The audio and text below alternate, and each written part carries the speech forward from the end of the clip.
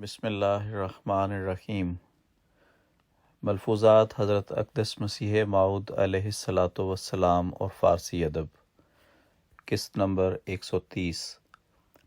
محمود احمد طلحہ، استاذ جامعہ احمدیہ UK۔ قصر نماز۔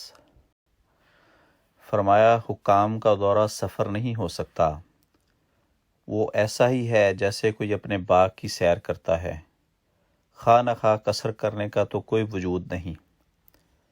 اگر دوروں کی وجہ سے انسان قصر کرنے لگے تو پھر یہ دائمی قصر ہوگا، جس کا کوئی ثبوت ہمارے پاس نہیں ہے۔ حکام کہاں مسافر کہلا سکتے ہیں؟ سعدی رحمہ اللہ نے بھی کہا ہے، منعم بے کوہ و دشت و بیابان غریب نیست، ہر جا کے رفت خیمے زد و خوابگاہ ساخت۔ ملفوظات جلد پنجم، صفحہ 311، ایڈیشن 1984۔ تفصیل۔ اس حصہ ملفوظات میں آمدہ فارسی شعر شیخ سعدی کا ہے، جو کہ گلستان سعدی کے تیسرے باب میں ایک طویل حکایت میں آیا ہے۔ حکایت ما شعر ذیل میں درج ہے۔ حکایت: ایک پہلوان کا قصہ بیان کیا جاتا ہے کہ وہ تنگ دستی کی وجہ سے پریشان تھا، اس لیے اپنے والد سے سفر کی اجازت چاہی کہ شاید قوت بازو سے کسی مقصد کا دامن پکڑ لے۔ باپ نے کہا، اے بیٹے، ناممکن خیال کو دل سے نکال دے اور قناعت کر کے سلامتی کے گوشہ میں بیٹھ جا، اس لیے کہ عقل مندوں نے کہا ہے، دولت کوشش سے حاصل نہیں ہوتی اور اس کی تدبیر صبر کرنا ہے۔ بیٹا نہ مانا اور سفر کے فائدے بیان کرنے لگا۔ باپ نے کہا، بیٹا، جیسا کہ تو نے کہا سفر کے منافع بے شمار ہیں، لیکن سفر 5 قسم کے آدمیوں کے لیے مناسب ہے۔ اولاً تو اس تاجر کے لیے جو باوجود دولت اور قدرت کے غلام اور لونڈیاں رکھتا ہے، وہ ہر روز ایک شہر میں اور ہر شب ایک نئی جگہ قیام کرتا ہے اور ہر لحظہ دنیا کی نعمتوں سے فائدہ اٹھاتا ہے۔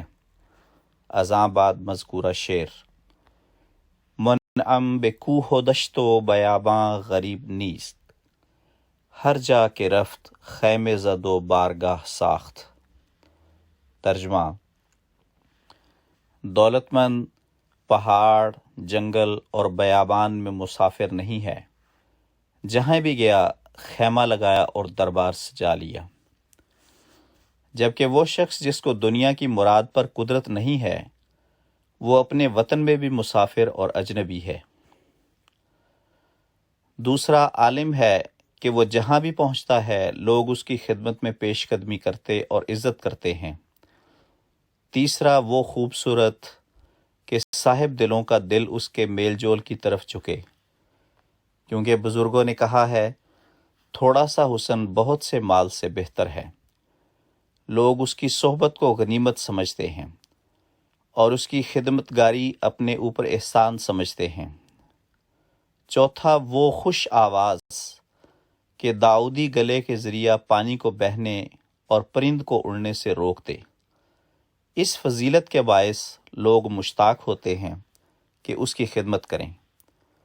پانچواں وہ پیشہ ور جو بازو کی کمائی سے گزارے کے موافق حاصل کرے، تاکہ لقمہ کے لیے آبرو برباد نہ ہو۔